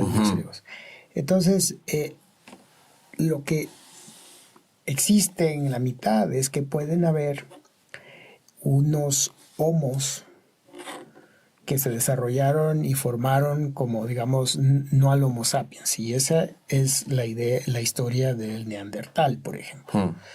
Que está también la del Homo floresiensis por allá. Exacto. Y hay una serie entonces que pueden haber varios homos y que básicamente el Homo sapiens es el que domina y crea tecnología, crea todo esto. En ese modelo es imposible pensar en la existencia de otros humanos. Hace millones de años. Imposible. O sea, tú podrías decirme, no, pero entonces no eran humanos. O sea, salieron de los dinosaurios. Y son unos saurios con inteligencia, capaces de tener cultura. Lo que sea. Pero hasta el día de hoy, los humanos son los únicos que tienen cultura, crean civilización, se organizan en estados, etcétera, etcétera, ¿no?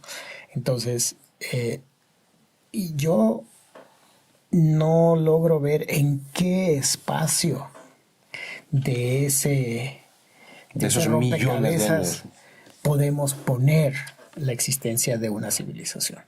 Podría ser que alguien diga, bueno, pero el mismo proceso evolutivo que tuvimos aquí en la Tierra tenemos en otro planeta y por eso extraterrestres vinieron. Esa es posible.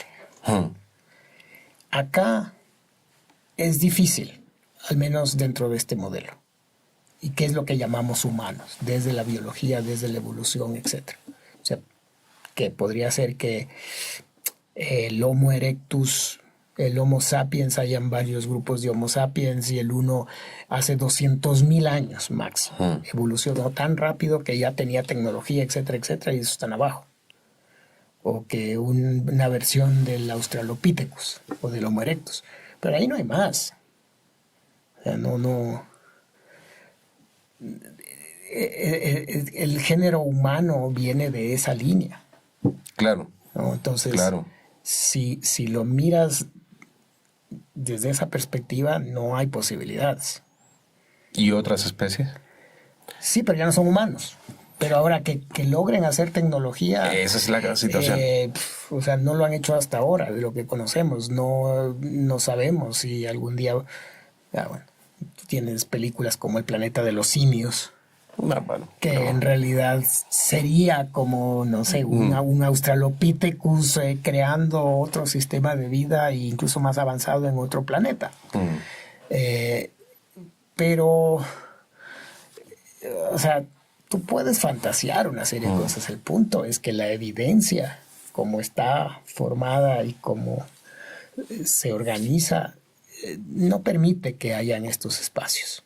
Ahora, lo que sí pueden haber son grupos que evolucionaron y que no se han encontrado, pero tienen que ser más o menos contemporáneos. Claro, en el mismo espacio-tiempo. Exacto, o sea, cuando se quería, por ejemplo, es el mismo problema que tenían los españoles. La iglesia romana cuando llega acá dice, ¿y ahora? ¿Y estos no están en la Biblia? ¿Cómo vamos a hacer? Entonces dicen, chuta, y ahora estos, es como estas civilizaciones. Entonces, claro, ahí se comienzan a estudiar las 12 tribus de Israel. Entonces, esas que se perdieron, esas son. Y luego vienen y ven que, qué sé yo, los cañaris y bastantes grupos tienen el mito del diluvio. Ahí está, ¿ves? si hubo un diluvio. Y acá también hubo. Entonces comienzan a tejer la Biblia y ponerla como está. Pero, sí, más allá de eso, y por eso toda la idea del Atlantis.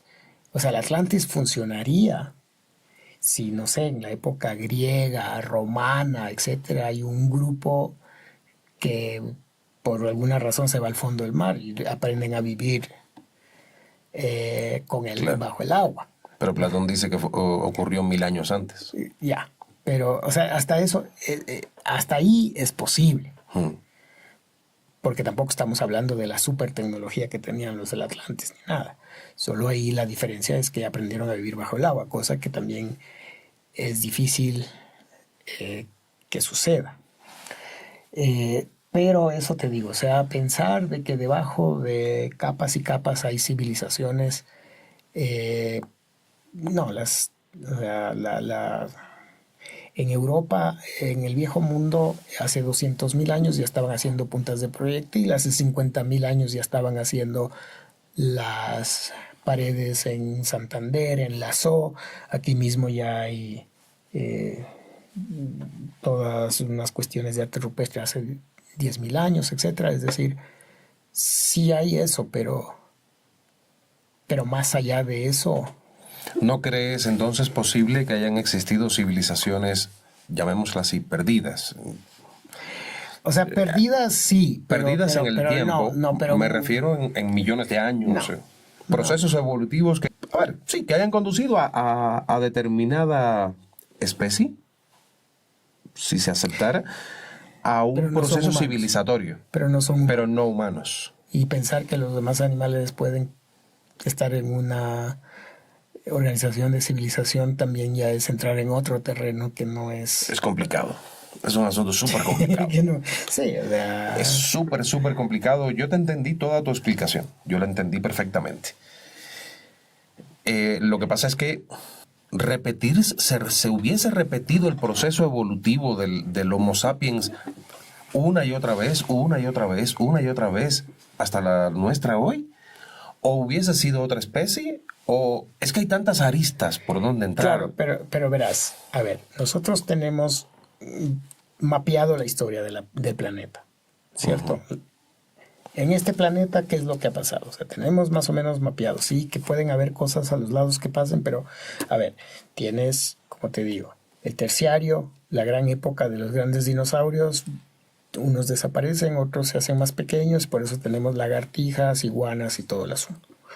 Y luego en el cuaternario comienzan o aparecen los mamíferos. Ya. Dentro de los mamíferos hay, incluso la ballena es un mamífero, pero que después sale. Entra al mar. Y luego dentro de los mamíferos comenzamos a tener todo un proceso evolutivo que comienza incluso con la musaraña, con una serie, el procónsul que se llama, luego llega a ser antropoide y finalmente hace 10 millones de años más o menos tenemos al primer prehomínido que tú quieras, ¿no? Los australopithecus, etcétera, y de ahí vienen los homos. Carroñeros, básicamente. El Homo erectus, el Homo habilis, es el primero que básicamente comienza a hacer herramientas.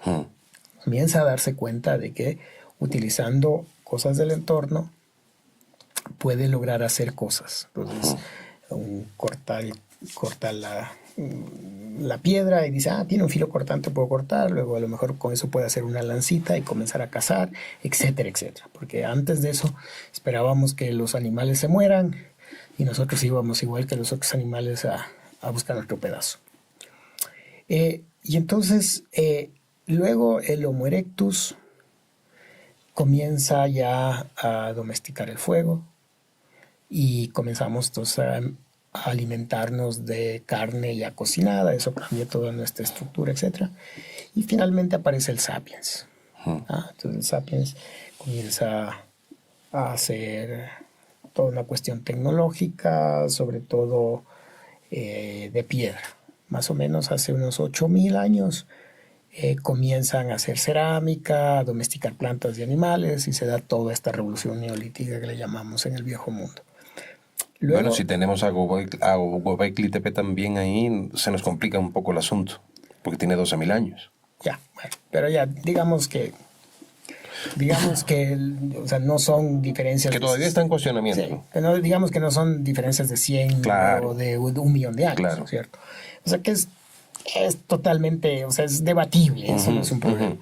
Y entonces luego pues ya tienes gente que vive en un solo lugar, urbanización, y luego pues ya tienes todo, llegamos al siglo XXI viviendo en estas cajas de fósforo.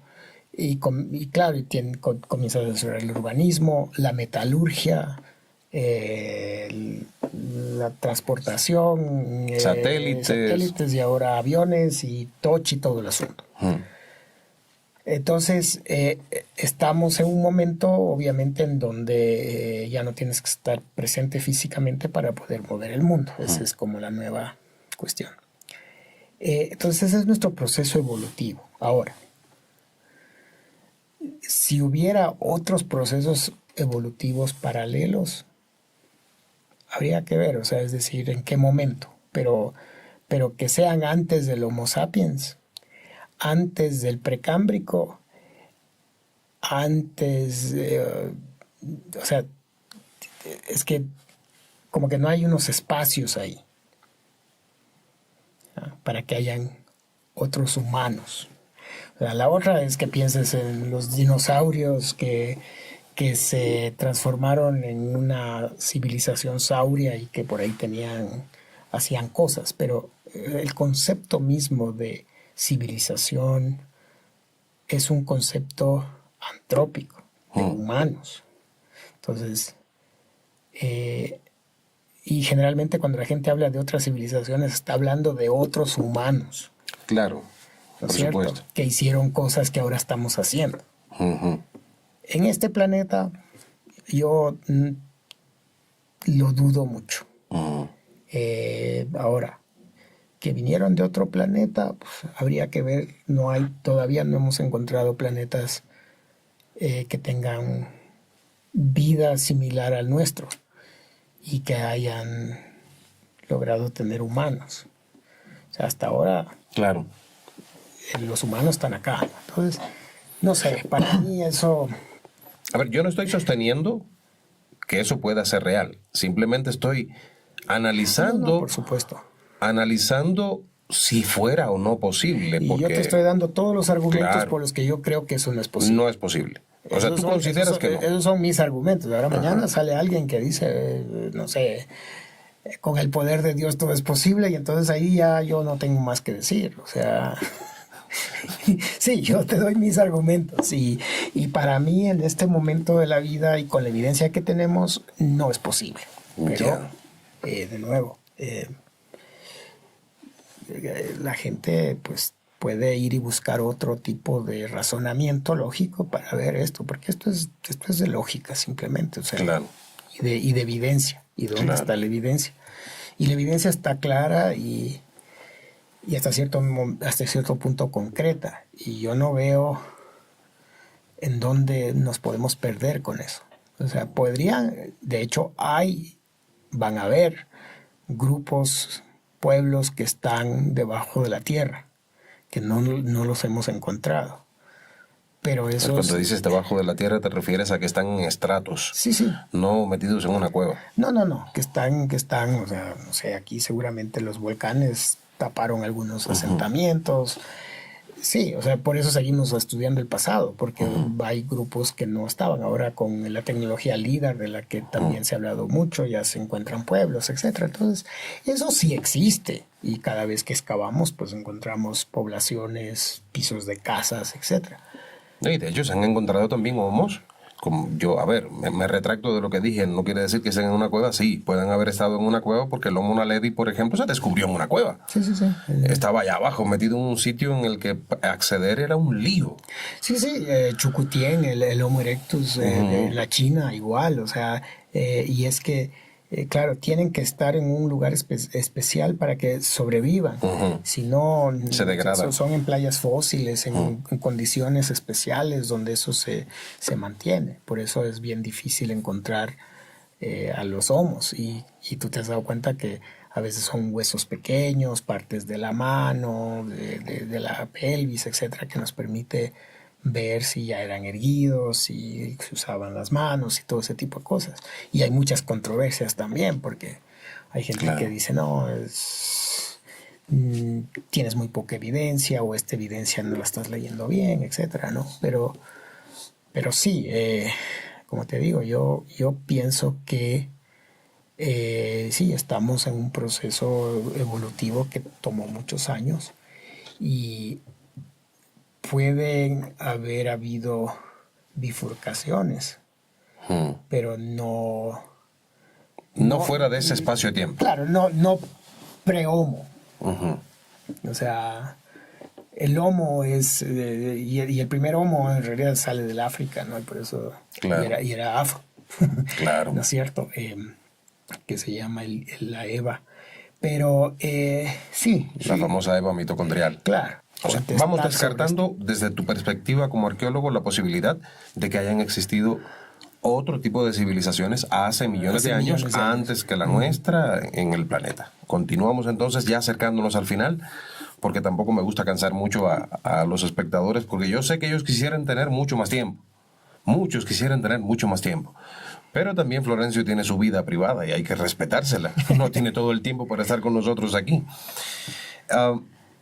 Tú como arqueólogo, hermano, ya para ir cerrando, pero ahora yo quiero entrar un poco más a tu espacio personal. Como arqueólogo, ¿qué consideras que pudieses encontrar, o que se pudiese encontrar, pero que ojalá fueras tú, que pudiese cambiar radicalmente nuestra perspectiva del pasado? ¿Qué elemento podrías encontrar o qué fósil podrías encontrar que tú consideras desde la objetividad de la ciencia que pudiese ser transformadora de nuestro pensamiento del pasado? Ahí sí que me... Es una pregunta un poco complicada porque son muchas cosas que... Sí, o sea, a ver, es que hay diferentes cosas que podrían pasar, ¿no? Una es encontrar cuestiones materiales, otra es en las reconstrucciones comenzar a pensar cosas. Por ejemplo, a mí me fascina esta idea que se tiene sobre los procesos transformadores que tiene el ser humano, y que son ritualizados, por ejemplo, mediante el uso de alucinógenos. Entonces, por ejemplo, tomas ayahuasca o algún alucinógeno de ese tipo, y los chamanes toman eso y creen realmente que se van transformando en no animales, digamos en no humanos, y que trascienden un mundo que nosotros no logramos. Y alguna gente está diciendo que es porque no logramos, o sea, nuestra mente occidental no nos deja entrar en otro tipo de ontología, si tú quieres. Y cuando yo he hablado con gente que estudia neurociencia, etcétera, sobre qué pasa cuando tú estás alucinando, por ejemplo, con ayahuasca, etcétera, y entonces me comienzan a decir que es posible que tu capacidad cerebral se incremente un poquito. Y entonces que esa realidad que para todos nosotros parece una realidad ficticia, en realidad existe. Y que la realidad que estamos viendo actualmente hasta cierto punto también es ficticia, porque es la construcción mental. O sea, yo te veo y digo, esta persona tiene así, no tiene pelo, etcétera, pero es por un proceso aprendido internamente que me hace ver eso. Es decir, hay gente que dice, en realidad, si tú quieres, la realidad no existe, sino es una construcción mental. Y en tanto eso fuera así, es interesante ver que cuando estás con esos alucinógenos también estás construyendo una realidad mental alterna sofisticada, en donde las plantas te hablan, donde los animales cobran otras formas, donde tú mismo te puedes transformar en otra cosa. Entonces, a mí esa parte me parece que es un espacio que no se ha explorado, que es... Y claro, no se ha explorado por varias cosas, pero vamos en círculo. Tú te das cuenta que ahora la ayahuasca se usa para curar la esquizofrenia y algunas enfermedades modernas. Y entonces, claro, dado en ciertos pedazos, ¿no? Pero lo que quiero decir es que en realidad yo creo que estamos volviendo hacia ese mundo de las ideas, del pensamiento, y que a lo mejor nuestra próxima frontera es la expansión mental. No, si lográramos desde la perspectiva arqueológica mirar que esta gente a lo mejor pensaba así y eso les permitía hacer cosas más rápidas, mejores, conectarse con cosas que nosotros ya perdimos o que las tenemos ahí, no sabemos. Para mí eso sería como lo fantástico, ¿no? Lo demás ya son cosas que, bueno, si los incas están acá, sí, o sea, cosas como esas. Pero yo creo que para la humanidad mismo, ese sería como el elemento clave, ¿no? Y la otra, obviamente, es entender cómo la gente reaccionó a los diferentes problemas que el mundo le presentaba, que nos va a permitir o nos permitiría enfrentar las cosas que creo que necesitamos enfrentar, como el cambio climático, etcétera, ¿no? Entonces no es... O sea, yo pienso más en procesos que en eventos. Uh-huh. O sea, para mí la agricultura no es un evento, es un proceso. Claro. Y es en grupo. Uh-huh. Y yo creo que las personas pueden aportar, pero solas no hacen nada. Entonces, yo como arqueólogo creo que en combinación con otros colegas, con otra gente que hace ciencia, con la misma población, a lo mejor lleguemos a entender mejor alguna cosa. Pero no es que yo tengo como esa idea de, bueno, ¿qué es lo que yo quisiera encontrar? Porque, o sea, todavía no llego a eso. O sea, yo todavía trato de entender a la sociedad. Ahora, puede que hayan cosas que mañana nos pongan de cabeza. O sea, encuentras un... Dios no quiera... Bueno, no, es una mala palabra, pero digamos, imagínate que encuentras un neandertal. En América. En las Américas, Uh-huh. ¿cierto? Entonces ahí pues pones de cabeza de nuevo, como lo que hablábamos del poblamiento, que no llegamos a hablar mucho, pero que claro. Eso ya se nos quedó, pero justamente cosas como esas cambiarían totalmente la historia de las Américas y del planeta en general. Claro.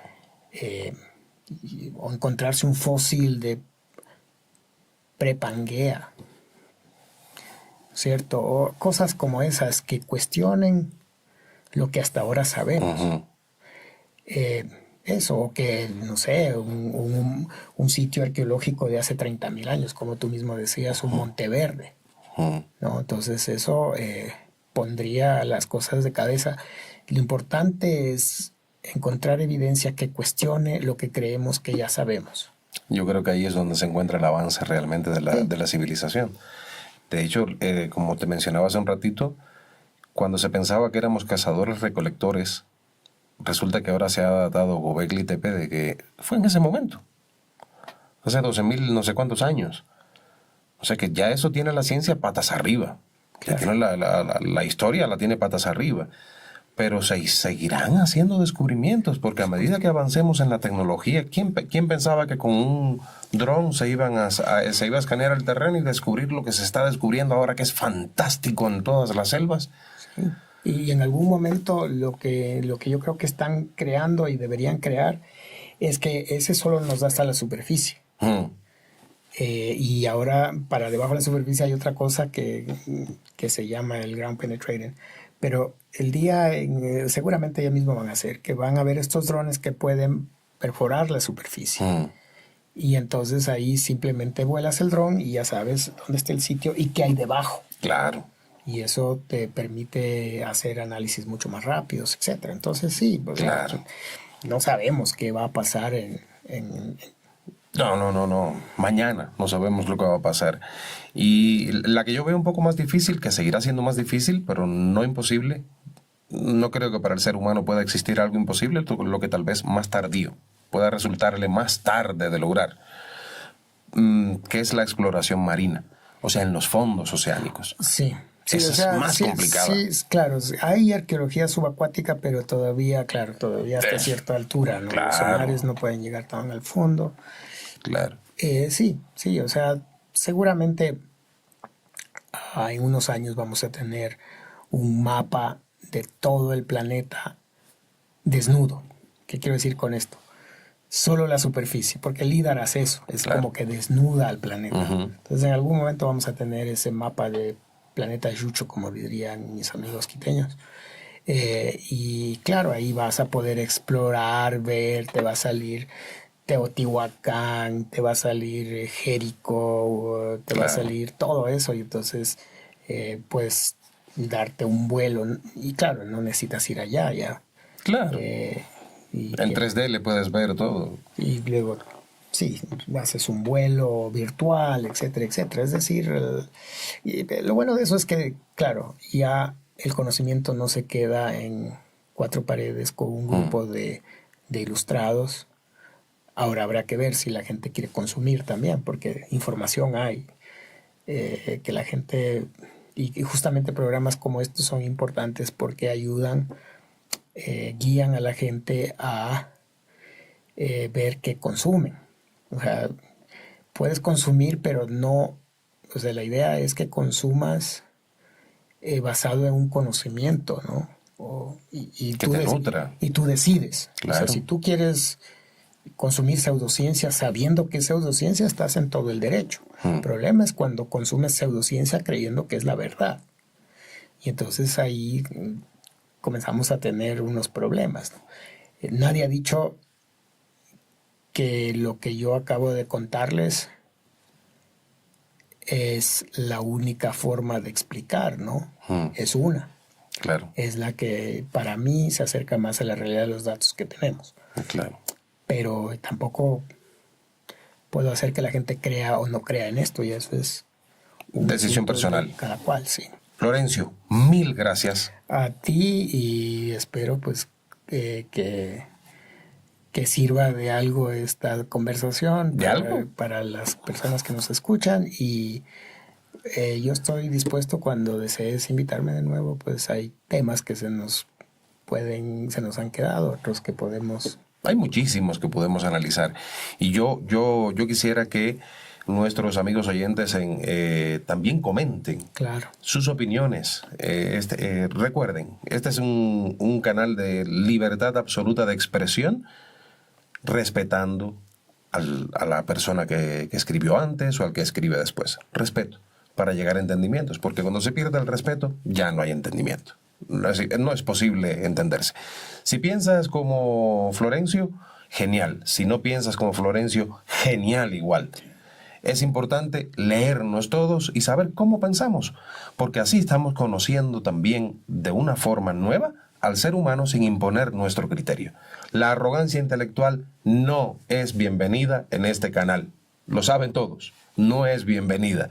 Aquí es bienvenido aquel que venga con la mente abierta a escuchar criterios nuevos, a dialogar, a debatir, a encontrar nuevas perspectivas para mirar las cosas y reunirnos como siempre, con nuevas personas, con nuevos espacios por descubrir. Y como la arqueología tiene tanto por descubrir todavía, esperemos que Florencio nos acompañe pronto nuevamente por aquí. Con mucho gusto y muchas gracias y buenas tardes. Gracias, hermano. Cuídate bien, y siempre les digo así: sean buenos.